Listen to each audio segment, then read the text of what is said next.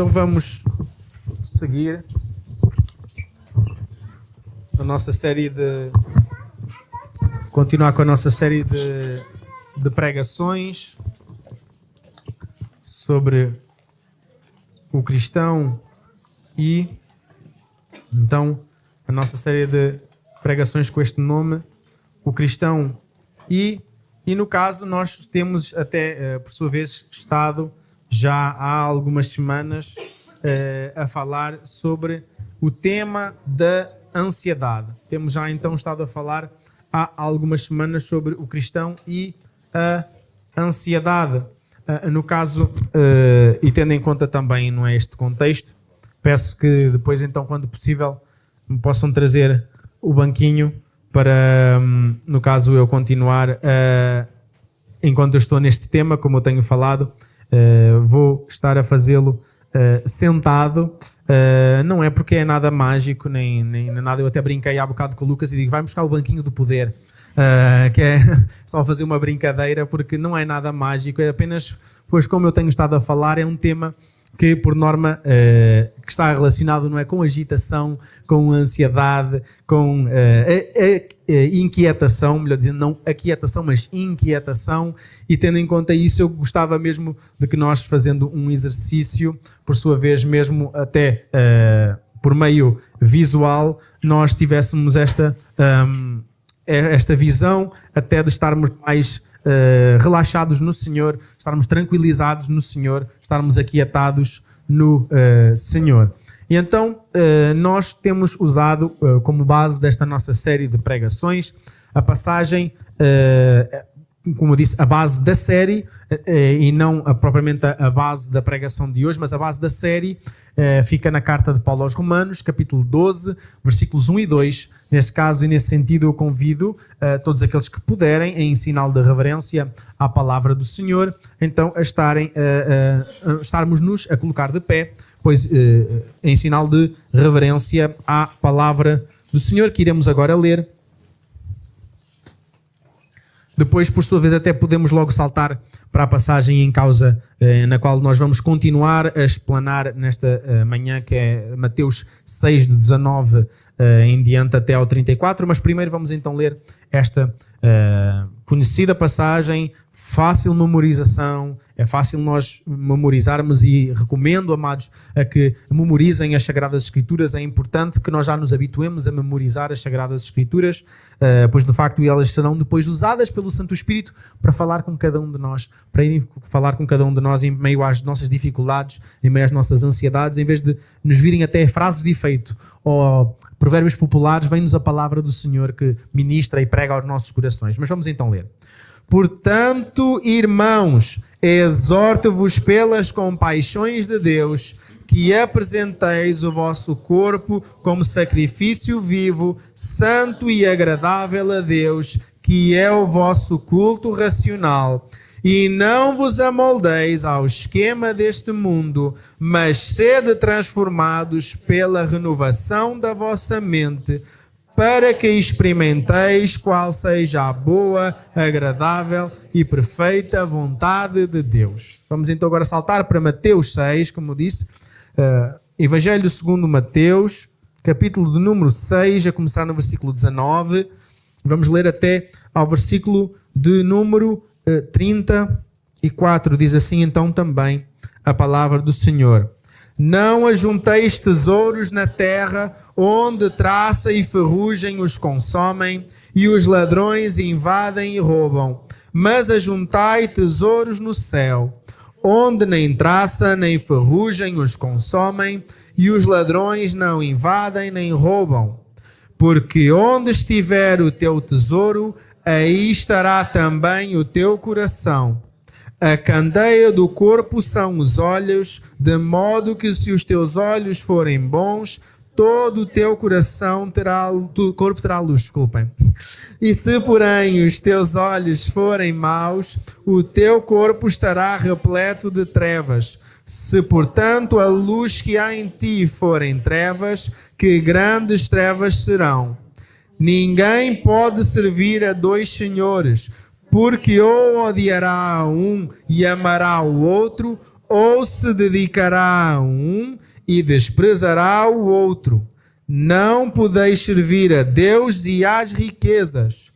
Por isso vos digo, não fiqueis ansiosos quanto à vossa vida, com o que comereis ou com o que bebereis, nem quanto ao vosso corpo, com o que vestireis. Não é a vida mais do que o alimento e o corpo mais do que o vestuário? Olhai para as aves do céu, que não semeiam nem colhem, nem ajuntam em celeiros, mas o vosso Pai Celestial as alimenta. Acaso não tendes muito mais valor do que elas? Qual de vós, por mais ansioso que esteja, pode acrescentar sequer uma hora à duração da sua vida? E porque andais ansiosos quanto ao que vestir? Olhai como os lírios do campo crescem. Eles não trabalham nem tecem. Mas eu vos digo que nem Salomão, em toda a sua glória, se vestiu como um deles. Se Deus veste assim a planta do campo, que hoje existe e amanhã é jogada no forno, quanto mais a vós, homens de pequena fé. Portanto, não vos inquieteis dizendo, que comeremos, que beberemos, com que nos vestiremos? Pois os gentios é que procuram todas essas coisas. E de facto, vosso Pai Celestial sabe que precisais de tudo isso.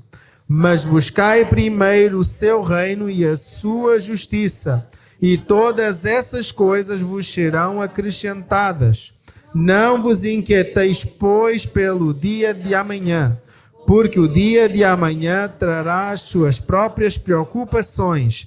Basta a cada dia o seu problema. Então até aqui a palavra do Senhor e podemos nos sentar, no caso. Creio que foi importante, para além de eu estar a fazer esta leitura, que os irmãos acompanhassem também esta leitura e fazemos-la todos juntos, e assim também, como eu disse, mais uma forma de nós também memorizarmos a palavra do Senhor, nós como que pregarmos a nós mesmos a palavra do Senhor. Amados irmãos, eu como tenho que parar promessas que eu não consigo cumprir, vamos ver se é desta que eu acabo este tema. Eu já não vou continuar a dizer que a ver se é hoje, que não é fake news, não é propaganda enganosa, isto não é uma tática de marketing eu estar a dizer que quero acabar hoje. Não, eu realmente quero, mas ultimamente têm surgido outras temáticas na qual eu tenho expandido na pregação e eu percebo que depois acabo por não ter tempo útil para acabar, pelo menos para acabarmos a horas, digamos assim. Mas então nós tínhamos ficado, nós lemos logo do 19 e expusemos do 19 até ao versículo 24, não é? Foi o último versículo que nós lemos. Faz então referência a Mateus 6, 29, no qual nós então lemos: ninguém pode servir a dois senhores, porque ou odiará um e amará o outro, ou se dedicará a um e desprezará o outro. Não podeis servir a Deus e às riquezas. Então, como eu expliquei, em muitas versões, inclusive versões mais antigas, ainda é utilizado a palavra mamon. Mamon não é o diabo, ok? Não é por si o diabo. Isto não é um contraste entre Deus e o diabo. Mamon era uma divindade pagã, que era a divindade da prosperidade financeira. Era a divindade que estava relacionada com dinheiro. Sabemos que, e infelizmente, muitas igrejas atuais são, de facto, permitam-me esta palavra com alguma ousadia, quiçá, infelizmente, são igrejas de mamon. Infelizmente, muitas igrejas modernas, e essas igrejas têm que se levar aspas quando a gente diz igrejas, são infelizmente sinagogas de mamon. Porque aquilo que é a ênfase que se fala, a ênfase que se dá é a dinheiro. e não ao Evangelho salvador, redentor, resgatador, transformador do Senhor Jesus Cristo. Mas é sim a ênfase plena, a ênfase recorrente das campanhas e dos eventos e das conferências e dos simpósios e dos cursos e dos seminários é em bens materiais e em aquela frase, não é? A expressão conhecida prosperidade financeira. Enquanto quando nós encontramos de facto prosperidade vivida nas Sagradas Escrituras desculpem, prosperidade vivida da forma plena que o Novo Testamento nos clarifica e nos dá, exatamente está contida nesta passagem. A prosperidade está em Deus, no Deus que nós servimos, no Deus que nós cultuamos e na tranquilidade e segurança que temos nele, porque sabemos que infelizmente os ricos deste mundo, aquilo que não têm não é paz, não é segurança, não é tranquilidade, mas antes muitos não é, chegam ao ponto de tirar a própria vida de tanto é o clima de stress e ansiedade e angústia em que se encontram a tentarem gerir e orientar e controlar todos os aspectos materiais da sua vida. Mas aqui o que a palavra do Senhor não nos para de chamar a atenção é exatamente que o sentido máximo da nossa vida, como eu alertei, irmãos, não é pecado ser rico, não é pecado ter dinheiro, não é pecado trabalhar, não é pecado ser um empresário e ser cristão. Nada disso é pecado. Pecado é se o sentido da nossa vida são os nossos bens materiais. Se a segurança da nossa vida, a satisfação da nossa vida, o sentido, não é o motivo da nossa existência, está focado, está seguro nos bens materiais. Isso é que é pecado, ok? Isso é que é pecado. Porque, como eu gosto muito de chamar a atenção, Deus é o mesmo Deus de Salomão, que era descrito como o homem mais rico daquele seu tempo. Se nós recuarmos cronologicamente mais algum tempo, Deus era o Deus de Jó, que já era na altura o homem mais rico, perdeu tudo e Deus depois deu-lhe em dobro o que lhe tinha dado originalmente, não é? Então, se ele já era o homem mais rico ali das redondezas, ainda passou a ser o homem duplamente mais rico das suas redondezas, mas lembram-se que passou por tudo o que ele passou. E, por sua vez, é o mesmo Deus que é o Deus de João Batista, não é? Que parecia que nem tinha onde cair morto, digamos assim, mas era aquele último grande profeta que veio preparar o caminho para a chegada do Senhor Jesus Cristo, de quem ele, inclusive, segundo a carne, por parentesco, era seu primo. Não sei se vocês têm essa noção, a Bíblia descreve que João Batista era primo, segundo a carne, não é? Segundo a humanidade de Jesus, e foi aquele que era a voz do que clama do deserto. Foi profetizado sobre ele também, não foi só Jesus que foi profetizado, mas ele também, a sua vinda foi profetizada e ele cumpriu a sua tarefa à risca. E então, como estávamos a falar, e inclusive eu lembro-me de ter terminado a pregação da semana passada, de perguntar, não é, como é que estava, por sua vez, a tua vida de oração, como é que estava a nossa vida de oração, como é que está a nossa comunhão diária ao longo da semana com Deus, porque de facto, se nós queremos viver em prosperidade em pleno, precisamos de cumprir, de facto, as diretrizes, as orientações que o Senhor Deus nos deixa nesta passagem. E não podemos nos andar a nortear, a orientar, por sua vez, a perder tempo, a perdermos noites, a perdermos horas, exatamente focados apenas nas coisas do aqui e do agora. Como eu alertei, amados irmãos, como eu alertei, amados irmãos, quando nós estamos a falar exatamente de vários dos alertas que as Sagradas Escrituras nos têm feito, nos fazem, não é? Já fazem há milénios de anos, mas por sua vez nós termos intimidade com o Senhor, buscarmos o Senhor, conhecermos o Senhor, nos aprofundarmos no nosso relacionamento com o Senhor Deus, é porque disso depende, não só eventualmente, não é, como demonstração, como fruto, se de facto nós andamos a trilhar o caminho ao lado do Senhor, ou se em contraste somos incrédulos, como nós na Escola Bíblica Dominical falávamos e lembrávamos. O apóstolo Paulo, em Romanos capítulo 9, ele vai usar a expressão logo no iniciozinho a dizer que nem todo o de Israel é israelita. Mas o que é que ele queria dizer com isso? Ora, que nem todo o que era por linhagem sanguínea do povo de Israel era, por sua vez, um convertido ao Senhor. Era do Israel celestial, era de facto israelita pleno. Era realmente aquele que era não só por cultura, por nacionalidade, por linhagem, era israelita, mas era aquele que o seu coração pertencia ao Deus de Israel. E este é um alerta igualmente para a igreja evangélica contemporânea, que nem todo o que é crente é cristão, como eu dizia. Nem todo aquele que diz Senhor, Senhor, entrará no reino dos céus, mas quem? Mas quem faz a vontade do seu Pai que está nos céus. Então a pessoa pode dizer, não é, que é cristão, mas se depois os frutos, como logo no capítulo a seguir o próprio Senhor Jesus alerta, sim, no contexto está, como eu disse, a falar acima de tudo sobre falsos profetas,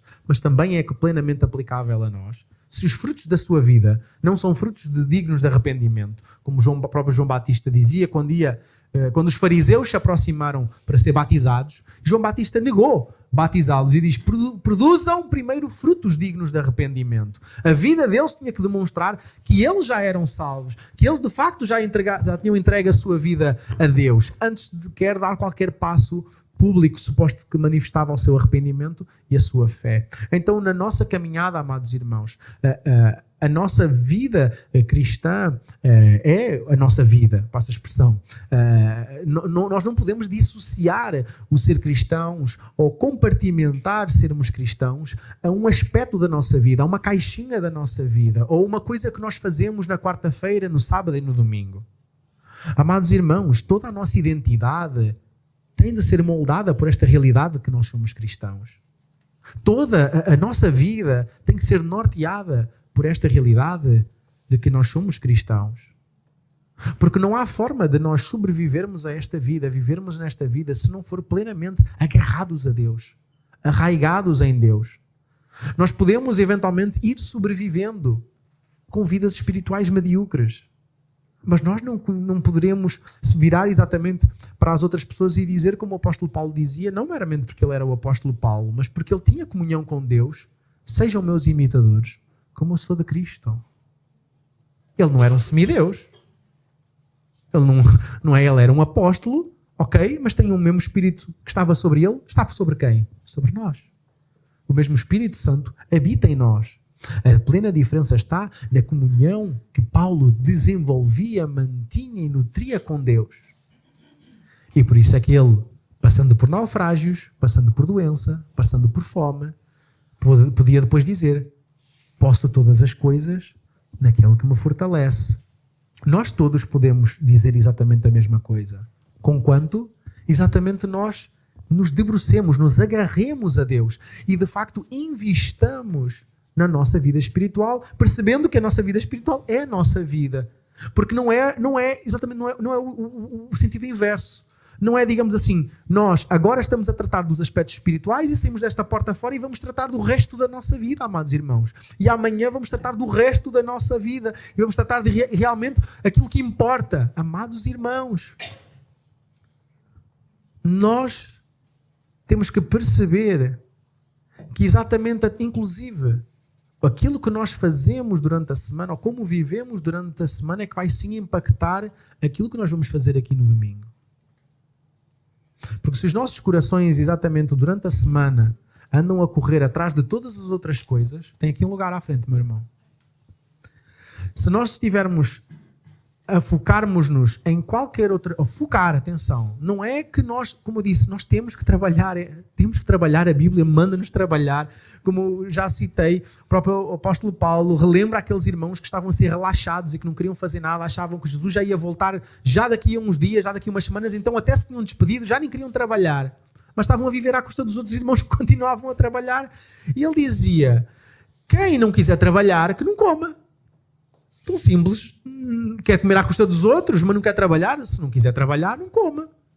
E então, de uma forma semelhante, amados irmãos, é justo, é lícito nós trabalharmos, é honroso nós trabalharmos. Um dos temas que eu penso trazer no futuro é exatamente falarmos sobre o cristão e o trabalho. É lícito, o trabalho não é consequência da queda. O que é consequência da queda é ser esforçado, é ser difícil, é ser dificultoso, é a gente suar eventualmente, não é? Porque já Adão tinha sido colocado no jardim do Éden para trabalhar antes da queda acontecer. Mas então, todos esses aspectos da nossa vida, o termos comunhão com os nossos familiares, com os nossos amigos, com os nossos irmãos na fé, nós cozinharmos e comermos, nós passearmos e termos... Todos esses aspectos fazem parte do pleno e da completude da nossa vida, e tudo isso não é, digamos assim, a caixinha das coisas seculares, das coisas profanas, das coisas pagãs, e depois a gente agora está a tratar das coisas santas. Não é isso, amados irmãos. Todos os aspectos da nossa vida têm que ser norteados pela identidade que nós agora temos. Nós fomos comprados e pagos por alto preço. Foi necessário o próprio Filho de Deus, o Senhor Jesus Cristo, vir do céu, se tornar um de nós, viver uma vida perfeita, pregar o seu Evangelho e ser julgado injustamente e receber a morte e a condenação que era reservada aos mais terríveis dos criminosos. Não só isso, mas naquela cruz, o Senhor Deus derramar o pecado que estava sobre todos nós, sobre Ele, e fazê-lo enfermar, fazê-lo sofrer, fazê-lo pagar ali na cruz por o equivalente da eternidade que cada um de nós, agora seus filhos, pagaríamos no inferno. Jesus sofreu ali. Foi de tal intensidade, não é, que ele rapidamente, muito mais rápido do que os outros dois, morreu. Porque era uma carga tremenda. Ele estava ali a padecer de sofrimento. E exatamente para que agora nós sejamos feitos novas criaturas, sejamos novas criaturas, nós, como Jesus ensinava a Nicodemos quando ainda estava vivo, que nós nascêssemos de novo. E se nós nascemos de novo, agora é que nós estamos a viver a vida de verdade, agora todos os aspectos da nossa vida têm que ser orientados, alinhados com esta nova identidade. Nós não somos A, B, C e D e tal, e depois somos cristãos. Amados irmãos, se nós nascemos de Deus, se nós nascemos, como Jesus falava a Nicodemos, se nós nascemos segundo a vontade de Deus, se nascemos da água e do Espírito, ser cristãos é o que nos define em primeiro lugar. E tudo o resto na nossa vida tem que ser orientado por causa disso. Nós fazemos boas obras, não porque é suposto fazer boas obras, mas é por causa da nossa nova identidade. Faz parte de quem nós agora somos. Nós não podemos fazer outra coisa. Nós não temos licença para pecar. O facto de estarmos presos, arraigados, garantidos, selados pelo Espírito Santo de Deus, não é uma licença para pecar. Antes, pelo contrário, é uma licença para nós fazermos boas obras, sabendo que mesmo que nós não façamos as coisas de forma perfeita, ainda assim nós repousamos na graça de Deus, nós descansamos na graça de Deus. Mas se em contraste, aquilo que nós olhamos para a vida cristã, para nós é um peso. Se a lei de nós representa para nós apenas dificuldades e fim de festa e uma série de regras para nos estragar a brincadeira. Se porventura cultuar ao Senhor nosso Deus, sermos contados no número daqueles que têm o privilégio de conhecer e de cultuar ao Senhor Deus, se isso é um fardo, então nós devemos, acima de tudo, não é avaliar se eventualmente nós somos cristãos carnais ou cristãos espirituais, como nós na sexta-feira em casa dos irmãos Rafael e Patrícia, nós lemos o capítulo 8 de Romanos e meditando percebemos, não é, que ali quando Paulo está a falar de carnais e espirituais, não está a falar em dois tipos de cristãos, está a falar em dois tipos diferentes de pessoas. Quem é espiritual é filho de Deus. Eram só sinónimos e redundâncias. Quem é espiritual é porque é filho de Deus, é porque é salvo, é porque é santo, é porque é nascido de novo. Quem é carnal é porque não conhece a Deus, porque não é seu filho, porque não anda segundo a direção do Espírito. Então, se porventura tu olhas para a tua vida e tu te vês muito mais a caminhar como um carnal do que como um espiritual, eu diria que é caso sério para tu ires a Deus em oração. Tu pedis a Deus que examine o teu coração e pedis a Deus que te mostre se porventura tu não és um convertido, mas um convencido. E fazes parte exatamente daqueles que Jesus naquele dia vai dizer: estás aí a chamar-me de Senhor, Senhor, pregaste em meu nome, curaste pessoas em meu nome, fizeste milagres em meu nome, expulsaste demónios em meu nome, mas eu não te conheço. Eu não te conheço. E isto, como eu disse, isto não tem nada, absolutamente nada a ver com perda de salvação. Tem a ver com nunca ter sido convertido, com nunca ter sido salvo, com nunca de facto conhecer. E por isso é que nós estávamos a falar há bocado, que nem todo o que é crente é cristão, infelizmente. Porque se é cristão, exatamente agora a sua vida é norteada de uma forma diferente. E impacta todos os aspectos da nossa vida. Não é que nós não falhemos porque falhamos, amados irmãos. Não é porque nós não sejamos perfeitos, porque nós nunca conseguiríamos ser perfeitos nesta vida. Mas agora a nossa vida é vivida de uma forma diferente, meus amados. Tem que ser vivida de uma forma diferente. Não há como a gente andar a brincar de igrejas.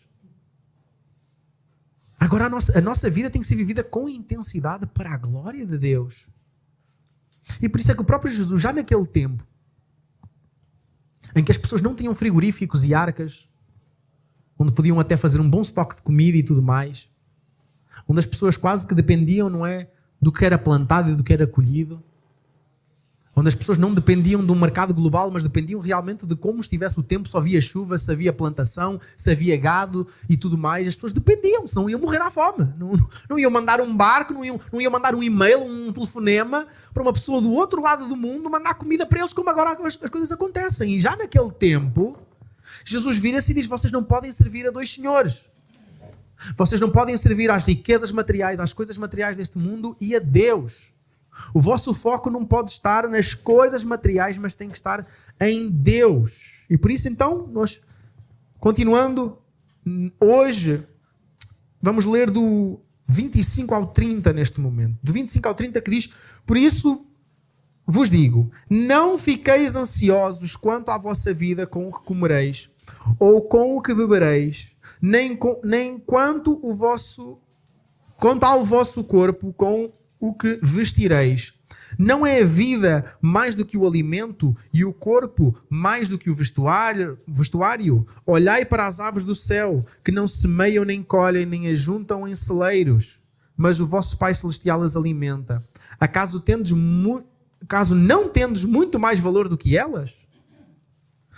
Qual de vós, por mais ansioso que esteja, pode acrescentar sequer uma hora à duração da sua vida? A expressão literal é a história de um côvado à sua estatura. Côvado era uma medida, não era um tipo de medida, que era mais ou menos esta distância desde o punho até aqui ao cotovelo. Era a forma de medir em côvados. Isto é, que era o côvado, era aqui do punho até aqui ao cotovelo. Era assim que muitas coisas eram medidas. É uma das medidas do tempo bíblico. E é usado literalmente esta expressão porque o côvado está associado, ou seja, a nossa altura está associada à duração da nossa vida, digamos assim. E então, aqui traduzido para um português, não é, para o português corrente, é esta ideia de que qual de nós, por mais ansioso que esteja, pode acrescentar sequer uma hora à duração da sua vida. E porque andais ansiosos quanto ao que vestir? Olhai como os lírios do campo crescem, eles não trabalham nem tecem. Mas eu vos digo que nem Salomão, em toda a sua glória, se vestiu como um deles. Se Deus veste assim a planta do campo, que hoje existe e amanhã é lançada no forno, quanto mais a vós, homens de pequena fé. Estão a ouvir as palavras que Jesus aqui nos está a dizer? As palavras que Jesus nos diz assim, e que nos diz aqui, e que o seu Santo Espírito agora fazem ecoar nos nossos corações. Que sejam elas que nos convençam do que aqui está escrito. Porque não é uma sugestão, amados. Isto não é uma sugestão que Jesus aqui está a dizer. Não é uma opção. Mas antes é a verdade. É a verdade e a forma como o nosso Deus trabalha. Mas o que é que nós temos optado por fazer? Temos optado por descansar nele? Por viver segundo a sua vontade, por trilhar os seus caminhos, por entregar os nossos problemas e ânsias nas suas mãos? Ou estamos nós a tentar resolver a coisa? Será que nós temos exatamente gerido o nosso tempo, os nossos dons e talentos da forma como Deus nos requer? Ou segundo a forma que nós queremos no nosso coração? Será que nós temos gerido as nossas finanças da forma como Deus quer, da forma como Deus nos manda, que nós saibamos viver segundo o nosso padrão de vida? Ou será que andamos a buscar coisas demasiado grandiosas para nós, como dizia lá o salmista, a pedir que Deus não lhe desse isso, Quando o salmista diz, não é, não me dês, eu não procuro coisas grandiosas demais para mim. Dá-me só o essencial, dá-me só o pão de cada dia. Não me dês a pobreza para que eu não chegue a roubar e assim caia em desgraça e maldiga o teu nome, e também não me dês demasiada riqueza para que eu não me esqueça de ti. Mas dá-me o pão de cada dia, dá-me o suficiente para eu viver a cada dia. E isso quer dizer que alguns de nós vamos ter mais e outros de nós vamos ter menos. E não há lugar para haver inveja dentro da igreja do Senhor Jesus. Mesmo na parábola dos talentos, ali diz que segundo a capacidade de cada um, que é Deus que conhece, Ele distribuiu. A um deu 1, a outro deu 2 e a outro deu 3. Só que não me falha agora a memória. E começa por dizer, segundo a capacidade de cada um. E é caricato que o que tinha menos, em vez de fazer rentabilizar aquele pouco que tinha, enterrou. Deus deu para a gente multiplicar segundo as nossas capacidades. E infelizmente alguns de nós decidem enterrar o talento. Não multiplicar, não colocar ao serviço do reino, mas enterrar. Então, daí fica esta pergunta retórica para nós, para cada um de nós. Jesus nos está a dar estes exemplos de aves, não é? De plantas, de flores, que elas não se regam a si próprias, não é? Os pássaros não andam a plantar para depois colher o que quer que seja, e é Deus quem os alimenta. E como o próprio Senhor Jesus está a dizer, são meramente obras da sua criação. Nem são as obras da coroa, nem são a coroa da criação de Deus, que é o ser humano. E muito menos aqueles que meramente não são seres humanos, mas que são o quê? São filhos de Deus. Porque ao contrário daquilo que diz o povo, como eu gosto de chamar a atenção, não, desculpem, mas nós não somos todos filhos de Deus. Filho de Deus é quem é tornado filho por meio da salvação em Jesus Cristo. Esse é tornado filho de Deus, esse é adotado como filho de Deus. Nenhum de nós nasceu como filho de Deus. Nós não nascemos nessa condição. Nós tornamos-nos filhos de Deus na medida em que somos adotados na sua família, como o próprio Jesus é descrito em Romanos 8 como o primogênito de entre muitos irmãos. Nós somos feitos irmãos do Senhor Jesus. Porque Ele é o Filho unigênito de Deus e nós somos depois adotados e trazidos para a sua família. Nós agora somos filhos de Deus. E isso é tremendo. Pensem o cuidado que o nosso Pai tem com os seus filhos e terá com os seus filhos. Se Ele tem com as aves e com as plantas e até com o resto da humanidade, quanto mais com os seus filhos. Quanto mais com os seus filhos. Ó pessoa de fé gigante. Quanto mais Ele vai cuidar de nós, quanto mais Ele vai cuidar de cada um dos detalhes da nossa vida, amados. E por isso é que as nossas ânsias, exato, não vão trazer nada de bom, porque o próprio Senhor Jesus, qual de vós, por mais ansioso que esteja, pode acrescentar sequer 1 hora à sua vida? A gente vai a perder dias de vida, como se costuma dizer.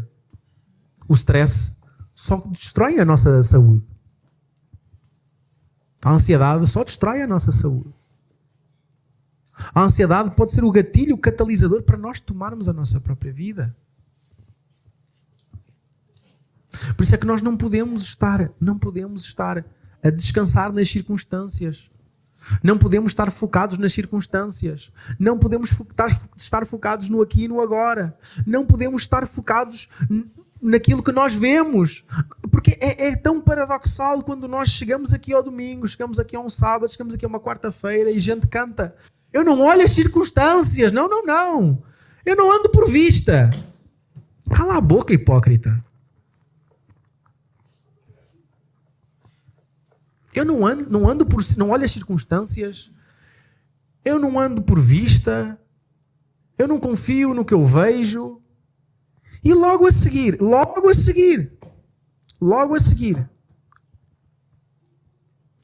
chega à casa e o assado que tinha deixado no forno está todo queimado. O que é que eu vou fazer? O almoço do domingo está arruinado. Ai! Já aconteceu. Estou a fazer uma citação de um caso que já aconteceu. Cá em casa. E aí é que a gente vê realmente se a gente anda por fé ou anda por vista. Se a gente anda ao sabor do Deus que nós servimos ou se andamos ao sabor das circunstâncias. Porque é isso, amados irmãos, nós não estamos ao sabor das circunstâncias. Os cristãos ao longo das eras não andaram ao sabor das circunstâncias. Eles não andaram ao sabor da corrente da cultura, não andaram ao sabor da maré, dos tempos e das modas. Eles andaram ao sabor do Espírito Santo de Deus, ao sabor do que as Sagradas Escrituras ensinavam. E nós agora que vivemos no maior grau de segurança, ainda que com toda a insegurança que existe no mundo, mas nunca houve tanta segurança, nunca houve tanto conforto, nunca houve tanto acesso à medicina e avanços na medicina, nunca houve tanta abundância de comida, nunca houve tanta abundância de prazeres, de lazeres, de cuidados, de meios de transporte, de tipos de vestuária, de tipos de tecidos e de tipos de calçados e de... O que queiram dizer, amados irmãos? Amados irmãos, pensem simplesmente no facto de nós que usamos óculos e precisamos de óculos para ver bem. Não há muito tempo atrás não havia.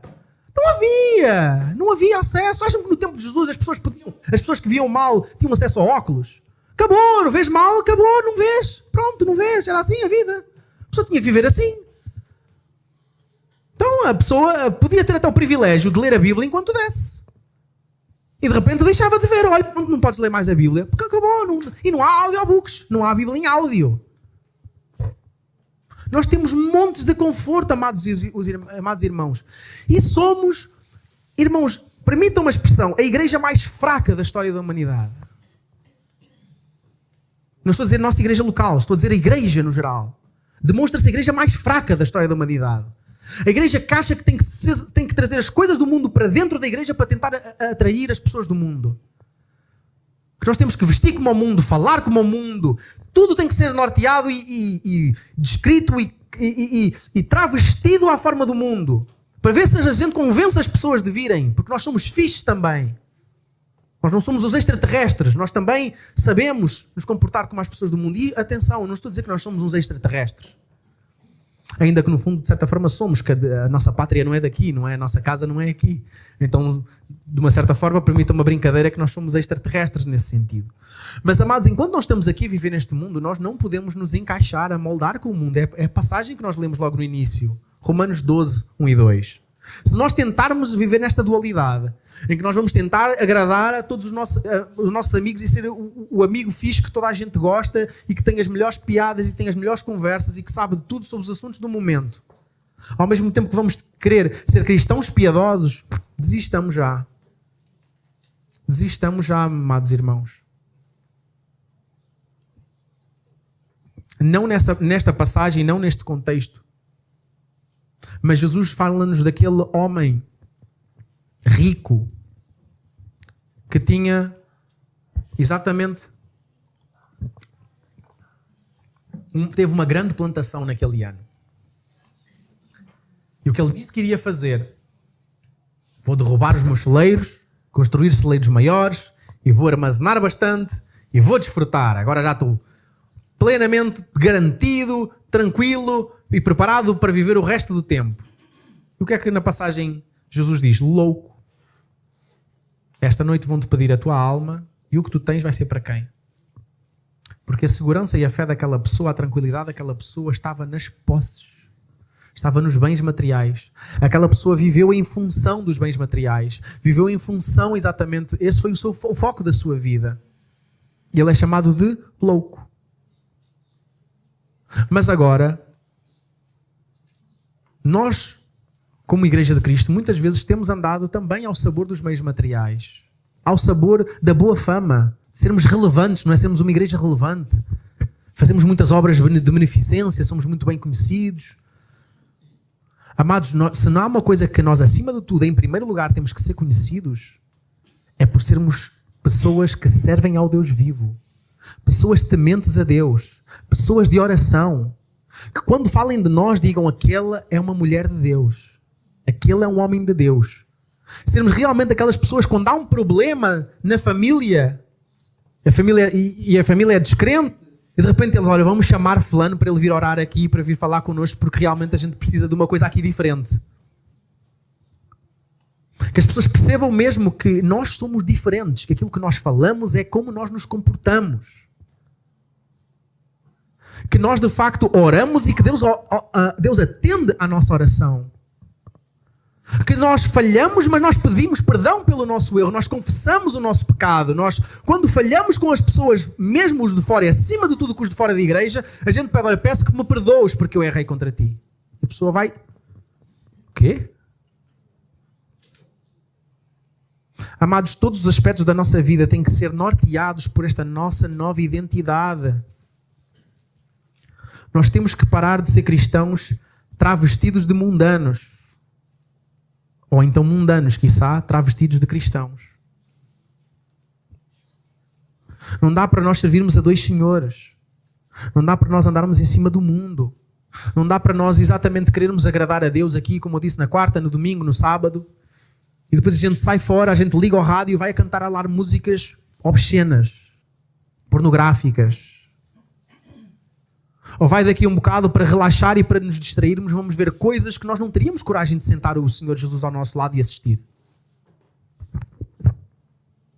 E essa tem que ser a nossa forma de agir. Se eu estivesse com Jesus aqui ao meu lado, eu ia assistir isto que eu estou agora a assistir na televisão, ou no telemóvel, ou no tablet, ou no computador. Eu estaria a ver isto. Se eu estivesse com Jesus aqui ao meu lado, eu estaria a cantar esta música. Será que Jesus ia me acompanhar a cantar esta música que a gente está aqui a cantar? Ou ouvir? Porque na realidade Ele já está connosco. Ele não só está connosco, mas está em nós. E por isso é que a palavra diz: não entristeçam o Espírito Santo. E como é que a gente entristece o Espírito Santo? Exatamente, em vez de andarmos a caminhar segundo o Espírito e seguindo as coisas do Espírito, andarmos a seguir as coisas do mundo. E atenção, não estou a dizer que meramente ouvir música secular é pecado, não é isso? Não me entendam mal. Eu estou a falar do teor das músicas. Estou a falar da letra das músicas, do conteúdo das músicas. Como também não estou a dizer que ver televisão... Irmãos, eu tenho subscrição da Netflix. Agora depende o que eu vou escolher para ver. Eu tenho acesso à internet, no telemóvel, no iPad, no computador. Agora tudo depende do que é que eu vou colocar lá na tela do meu ecrã. Simples assim, amados irmãos. Simples assim. Simples assim. Versículos 31 e 32. Portanto, não vos inquieteis dizendo: que comeremos, que beberemos, com que nos vestiremos, pois os gentios é que procuram todas essas coisas, e de facto o vosso Pai Celestial sabe que precisais de tudo isso. Amados, nós aqui não estamos a falar em negligência, não estamos a falar em preguiça, não estamos a falar em irresponsabilidade. Nós estamos a falar de fé e prioridades.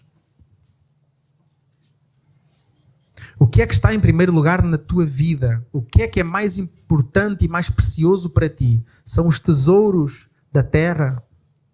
É ganhar o mundo? Como o Senhor Jesus diz, não é, na outra passagem, ganhar o mundo e perder o quê? Perder a alma. Perder a própria vida. Sou um CEO, dono de uma mega empresa. Os meus filhos vão herdar uma herança que nem vão conseguir torrar, nem conseguem gastar tudo. A não ser que deem, mas não conseguem gastar. E se eles forem gastar, não conseguem gastar tudo. E eu vou parar lá para o quintinho, como os meus filhos também. Que herança é que nós queremos deixar aos nossos filhos? Que herança é que nós queremos deixar às crianças, aos jovens da nossa igreja? Que testemunho estamos nós já a dar àqueles que estão à nossa volta? Porque nós vamos ensinar até muito mais com aquilo que nós fazemos do que aquilo que nós dizemos. Se nós dizemos que amamos a Deus acima de todas as coisas e depois o nosso próprio filho vai ver que nós chegamos domingo de manhã e estamos com aquela preguiça tremenda a dizer: hoje não apetece nada a ir. Vocês acham que o nosso filho vai, quando ouvir as músicas, as canções, a dizer que não é nós a cantarmos que Deus é o tudo para nós, ele vai entender: bem, Deus é tudo para nós, mas é uma força de expressão, porque no fundo depois não me apetece vir aqui ao domingo. Tenho mais que fazer, tenho programas para organizar, minha vida está muito corrida, tenho muito mais que fazer. Eu li ontem um irmão pastor fazendo um resumo de um livro que ele estava a recomendar, que exatamente o O dia do Senhor devia ser o dia áureo para os cristãos, o dia mais alegre para os cristãos, o dia em que nós temos aquela alegria, nós vamos estar todos juntos para louvar e engrandecer o nosso Deus, nós vamos falar de coisas eternas, nós vamos nos reunir e o Espírito de Deus vai se mover no nosso meio, orações vão ser atendidas, doentes vão ser curados, pecadores vão ser convertidos. Devia ser o dia que nós devíamos estar a ansiar durante a semana. Mas será que as nossas crianças anseiam pelo domingo? Será que nós estamos a educar a geração futura para ansiar pelo domingo? Para o domingo ser o dia mais fixe da semana? Não porque simplesmente vão passear ou vão comer fora, ou é o dia de usar uma roupa mais bonita e especial, mas porque é o dia de estar o povo de Deus reunido, que andou disperso em missão o resto da semana e o povo de Deus finalmente se pode reunir aqui. Será que esse é o motivo? Mas como eu disse, nós andamos a correr atrás dos tesouros da terra, ganhar o mundo todo ou os tesouros do céu. Versículo 33 ao 34, já terminando. Mas buscai primeiro o seu reino e a sua justiça, e todas essas coisas vos serão acrescentadas. Não vos inquieteis, pois, pelo dia de amanhã, porque o dia de amanhã trará as suas próprias preocupações. Basta a cada dia o seu problema, ou versões mais antigas ou literais, o seu mal. Não é? O seu mal. O que é que vocês entendem por buscar primeiro o reino de Deus e a sua justiça? Eu vou dar um exemplo. Isto é uma história que é uma ilustração. O Joãozinho ia à igreja naquele dia. E a mãe dele deu-lhe 2 moedas. E disse: meu filho, estão aqui 2 moedas. Esta moeda é para tu, depois do culto, poderes comprar lá um bolo na cantina. E esta moeda é para tu dares na oferta. Ok, meu filho? Está bem, mamãe. E lá foi o Joãozinho pelo caminho, todo contente. A caminho da igreja. A páginas tantas, o Joãozinho brincava com as moedas. E de repente uma das moedas cai ao chão e puf, cai no buraco da sarjeta. E o Joãozinho, para seu espanto, lamento e tristeza, disse: ai, lá se foi a moeda da oferta.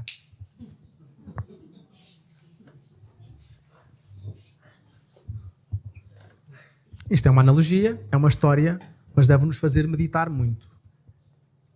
Será que a nossa forma de viver, será que aquilo que nós temos buscado em primeiro lugar, será que a nossa forma de gerir finanças, será que a nossa forma de ofertar está a dizer que nós buscamos primeiro o reino de Deus e a sua justiça? Buscando que Deus cuide do restante da nossa vida? Ou será que vez após vez, mês após mês, e amados irmãos, eu acho que eu tenho a minha própria conclusão. Eu já tenho a minha própria conclusão, porque as contas da igreja também dizem alguma coisa, mas eu tenho a minha própria conclusão. Quantas e quantas vezes não tem caído a moeda de Deus na sarjeta? Quantas e quantas vezes não tem caído a moeda da oferta ou a nota da oferta no buraquinho, ou veio um passarinho e ele roubou? Mas a gente vai continuar a fazer os nossos programas, a gente vai continuar a ir comer fora, a gente vai continuar a trocar de telemóvel, a gente vai continuar a trocar de roupa, a gente vai continuar a fazer tudo o resto. Mas olha, infelizmente, a moeda de Deus caiu no buraco. Paciência. Deus compreende, Deus conhece o meu coração. Conhece, exatamente. Deus conhece o teu coração, mais do que o tesoureiro da igreja, mais do que o pastor, mais do que qualquer diácono, mais do que qualquer líder da igreja. Deus conhece o teu coração, melhor até do que tu conheces. E quando ele aqui estava a dizer, exatamente ele estava a dizer isto aqui porque ele conhecia o coração de todos aqueles que estavam ali à sua frente. E amados irmãos, eu sou 100% contra qualquer teologia de barganha com Deus. Sou 100% contra. Mas eu sou 100% a favor exatamente das promessas que o Deus me dá na sua palavra. E por isso eu desenvolvi, pela graça de Deus e por ação do Espírito Santo, o hábito de contribuir com alegria. De dar com alegria.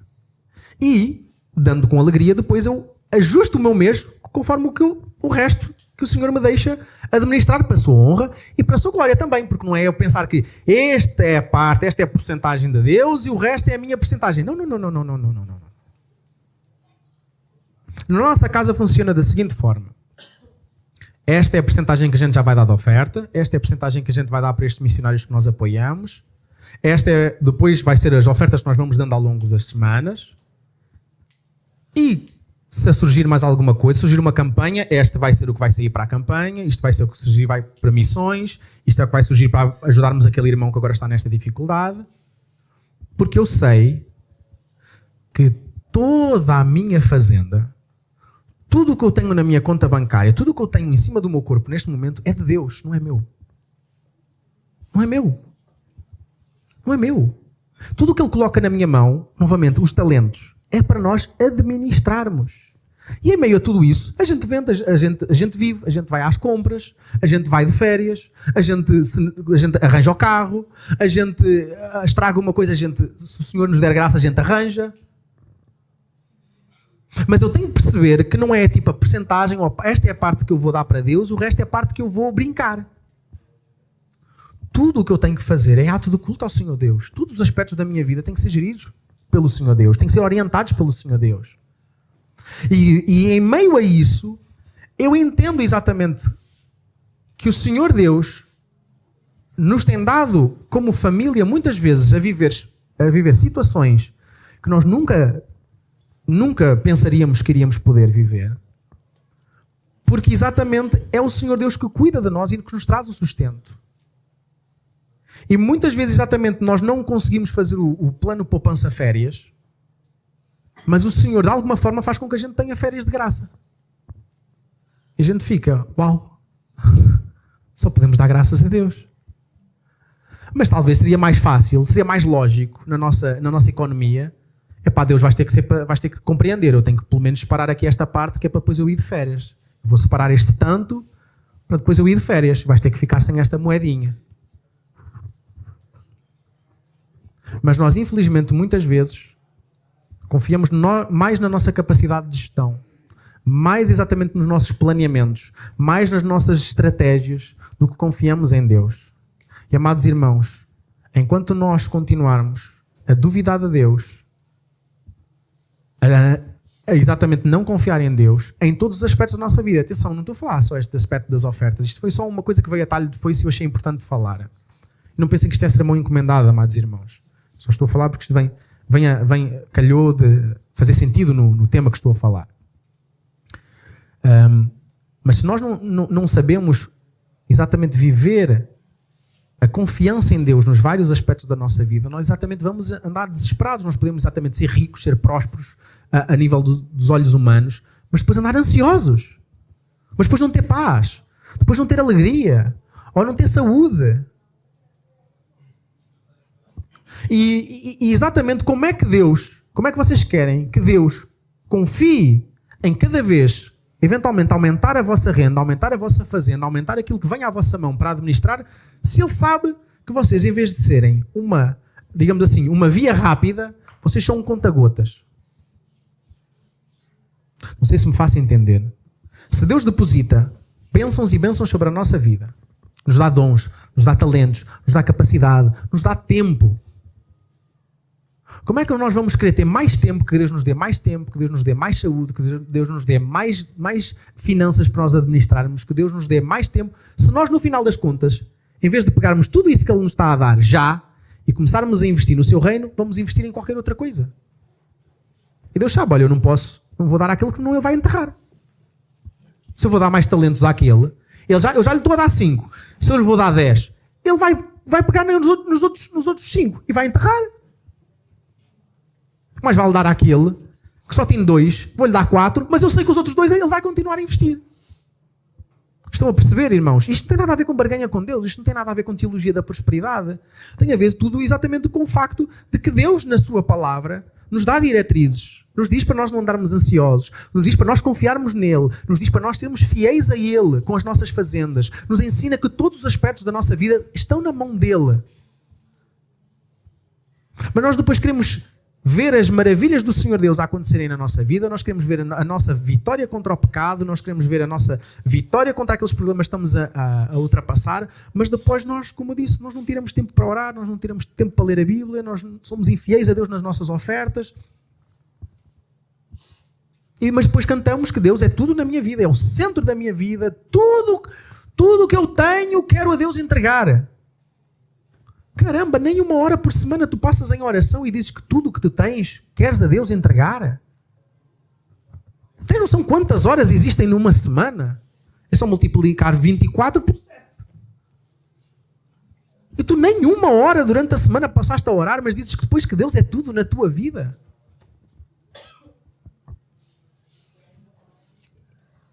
Amados, a quantas pessoas tu tens buscado pregar o Evangelho? A quantas pessoas tu estás a tentar discipular à tua volta? Quantos missionários a tua família está a apoiar? Quantas horas tu investes por semana em oração pela tua caminhada espiritual e pela tua casa? Em quantos departamentos da tua igreja local tu te tens envolvido? Tens sido fiel ao Senhor com os recursos materiais que Ele tem colocado na tua mão? Quantos livros da Bíblia tu leste no último mês? Quantas horas tu passaste nas redes sociais e a ver filmes e séries na última semana? Se calhar a gente vai ver, e a gente no último mês viu mais filmes e mais séries do que no último ano leu de passagens da Bíblia. Ou na última semana, não é? Passou mais horas nas redes sociais do que passou no último mês de tempo em oração.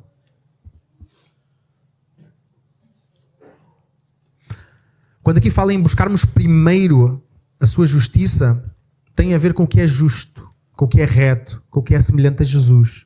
Ou seja, está diretamente ligado ao desenvolvimento da nossa vida espiritual, à nossa leitura da palavra, à nossa vida de oração, ao nosso tempo de meditação nas coisas de Deus, à nossa frequência em congregar e buscar estar com os irmãos.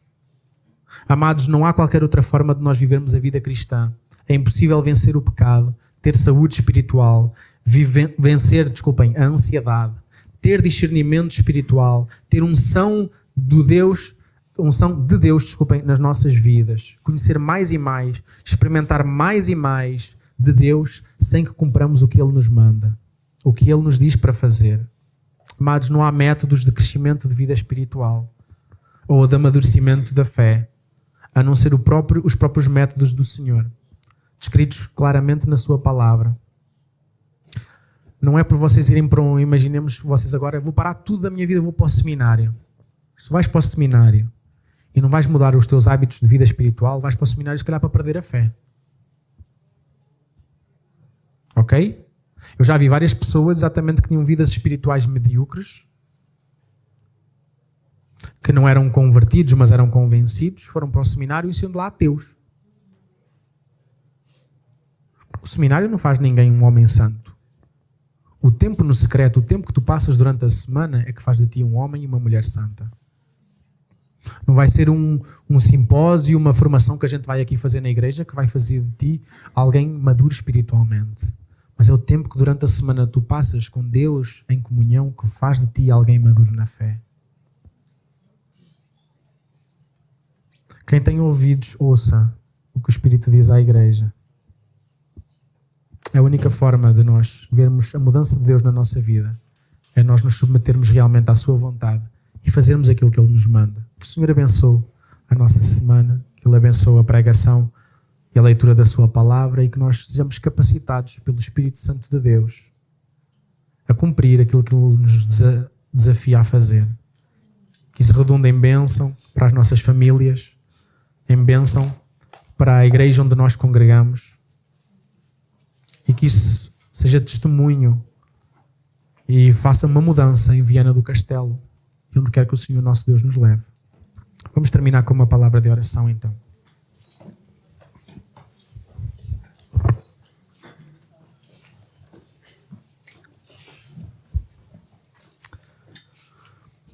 Oraremos, depois peço que guardem e mantenham silêncio e reverência enquanto o pós-lúdio, estará a ser tocado e alguns irmãos ainda estarão em oração, então peço que não façam muito barulho nesse fim, pois quando a música termina já sabem que aí sim é tempo já de se cumprimentarem, falarmos e nos despedirmos. Mas vamos então ao Senhor em oração.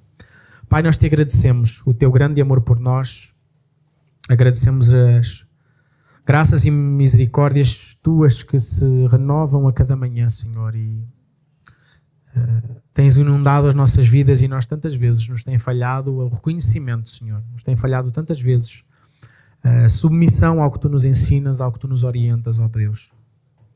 Pai bendito, estamos aqui com corações sinceros diante de Ti, clamando que perdoes o nosso pecado, Senhor. Perdoes a nossa negligência. Perdoes as vezes em que nós Te temos roubado, Senhor. Na administração dos dons e talentos que Tu nos tens dado, o nosso tempo, as nossas finanças, Senhor. Pedimos que Tu nos perdoes e que nos capacites a viver vidas dignas e conforme aquele que é a nova identidade que nós temos, a nova vida que nós temos segundo o Teu Filho amado Jesus Cristo. Abençoa, Senhor, esta igreja. Abençoa, Senhor, cada membro, abençoa cada pessoa que congrega aqui.